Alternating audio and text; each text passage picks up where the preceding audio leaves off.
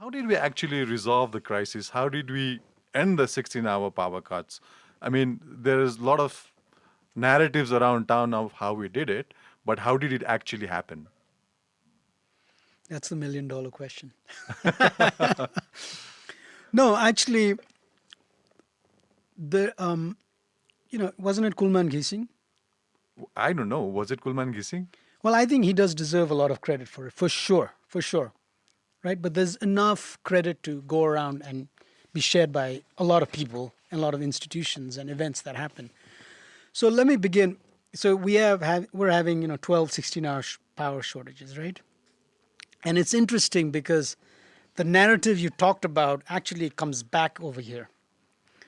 Our whole hydro narrative is driven, as you said, around how we can get rich by exporting electricity, but how the load shedding ended was by how we imported electricity. So in around 2016, 17 is when the first major cross-border transmission line was commissioned, the Muzaffarpur Dhalkebar line, that allowed us to have the infrastructure to be able to import power on a substantial quantum.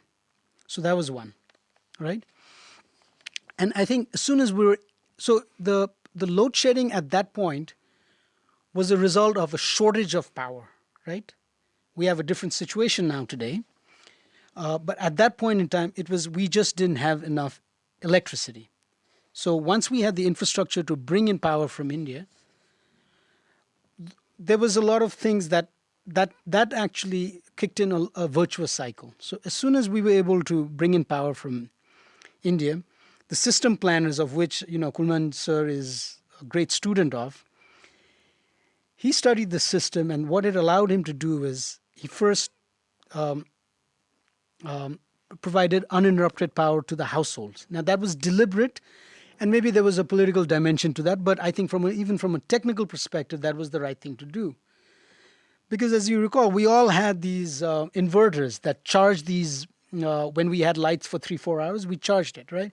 Now, just remember that when you charge a battery and you discharge it, 40, sometimes as much as 40% gets lost. So we were losing 40% of our energy in the charge and discharge process. So as soon as we didn't have to do that in the household, suddenly like 50, 60, 70, 100 megawatts of power appeared in the system that was just getting lost because of the charge and discharge cycle, right?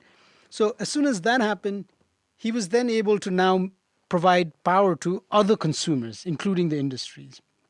So I think, I would say that the commissioning of the Muzaffarpur Dhalkebar line and having someone at the helm that understood the power system very well and had the political backing to cut off power from industries and actually just give it to households, right?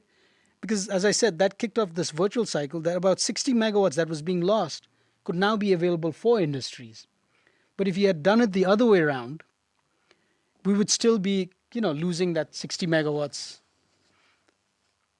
So I would say, three things: Kulman, Muzaffarpur Dhalkebar line, and the backing that he had to do what he needed to do. Not necessarily in that order per se, but those are the three things. So imports from India did actually play a major role in ending the crisis.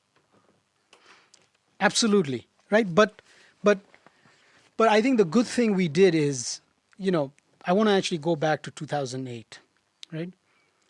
When the conflict ended, there was exuberance about hydropower development again restored, both from a domestic perspective as well as from the export market potential perspective, right? If you recall, Sumitra, 2008 was the time when the Indian power market was really coming into its own. After the 2003 Electricity Act in India, by 2006-7, the power exchange market in India was developing. They opened for business. And there was a lot of enthusiasm about this power exchange. And power was actually trading for as high as 8 rupees, 10 rupees on certain blocks of time, right? So suddenly there was renewed interest, not only from within Nepal, but even from developers and business interests from India to use Nepal's hydropower to capitalize on this export potential, right? And this was the time. I love to call this the gold rush of hydropower. You had hydropower developers riding on choppers, circling rivers, looking at bends and saying, okay, this is the site. And they would get like, so that was the level of enthusiasm that was there. And that all paid off post 2016 because projects that were canvassed and reconned at that point in time slowly entered the development phase. They got their licenses, they got their power purchase agreements, were able to finance it. And after 2016 is when these projects were beginning to be commissioned. So yes, export was the catalyzer, but the domestic generation is what actually continued to fill that gap as our demand increased and we tried to begin offsetting some of that imported power.